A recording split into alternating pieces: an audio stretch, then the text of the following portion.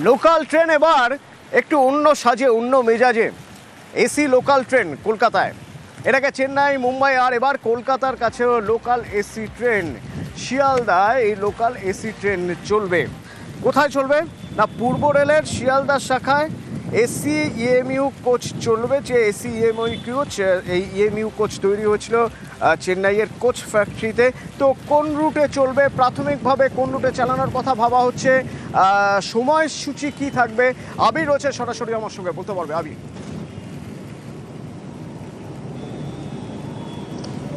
দেখো, চেন্নাইয়ের integral coach factory এটি তৈরি করেছে এবং রেল বোর্ডের তরফ থেকে পূর্ব রেলকে দুটো কোচ দেওয়ার কথা, দুটো কোচই দেওয়া হবে হচ্ছে শিয়ালদহ ডিভিশনকে।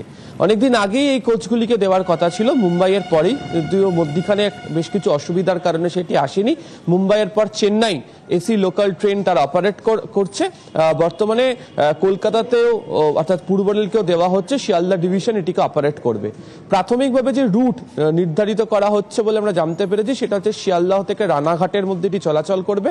অপর একটি রেক এসে যাওয়ার পর সেটিকে শিয়ালদহ বারাসাত বা শিয়ালদা ডানকুনি শাখায় সেটিকে চালানো হতে পারে।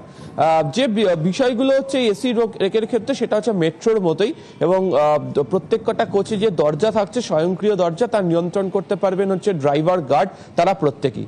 কিন্তু বিষয়টা হচ্ছে যে শিয়ালদা ডিভিশনে যে পরিমাণ মানুষের ভিড় হয় এবং স্টেশনগুলোতে যে ধরনের পরিকাঠামো রয়েছে, সেই পরিকাঠামোকে ব্যবহার করে এই ট্রেনের দরজা খোলার, দরজা বন্ধের কাজটা কতটা সহজসাধ্য হবে তা নিয়ে প্রশ্ন রয়েছে।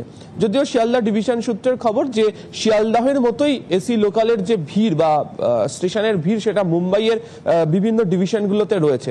তো সেখানে এই ব্যবস্থাটিকে সহজসাধ্য করে ফেলতে পারা গেছে, ফলে ট্রেন চালালে এই অভ্যাসটা তৈরি হয়ে যায়। এক্ষেত্রেও তারা মনে করছেন সেটি হবে।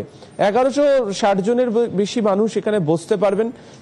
অবশ্যই জিপিএস এনাবেলড রয়েছে, সিসি ক্যামেরা রয়েছে, এছাড়া হচ্ছে মনিটরিং করার জন্য ব্যবস্থা থাকছে।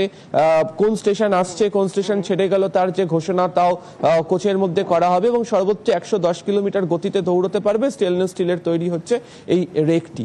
তো আগামী দুদিনের মধ্যে এটা বৈঠক রয়েছে শিয়ালদা ডিভিশনে, সেখানেই হচ্ছে এর ভাড়া নির্ধারিত করা হবে এবং কোন রুটে তারা চালাবেন। তবে যেহেতু রানাঘাট শেডেটিকে রাখা হয়েছে, সূত্রের খবর রানাঘাট শিয়ালদা, শিয়ালদা রানাঘাটের মধ্যে প্রথমেই ট্রেন চালানো হবে এবং সাধারণত যে ভাড়া দিয়ে যেতে হয় 5 টাকা এখন শুরুতে, এর ভাড়া অনেকটাই বেশি বৃদ্ধি হবে, ফলে বেশি ফেয়ার দিয়েই এই ট্রেনে চাপতে হবে। শিয়ালদা ডিভিশনের সূত্রের বক্তব্য যে তাদের কাছে সম্পূর্ণ পরিকাঠামো প্রস্তুত রয়েছে, এই ট্রেন তারা চালাতে পারবেন। অপর একটি রেকও হয়তো আগামী মাসের মধ্যে চেন্নাইয়ের ইন্ট্রিগাল কোচ ফ্যাক্টরি থেকে পূর্ব রেলের শিয়ালদা ডিভিশনে চলে আসবে। অতনু, ধন্যবাদ।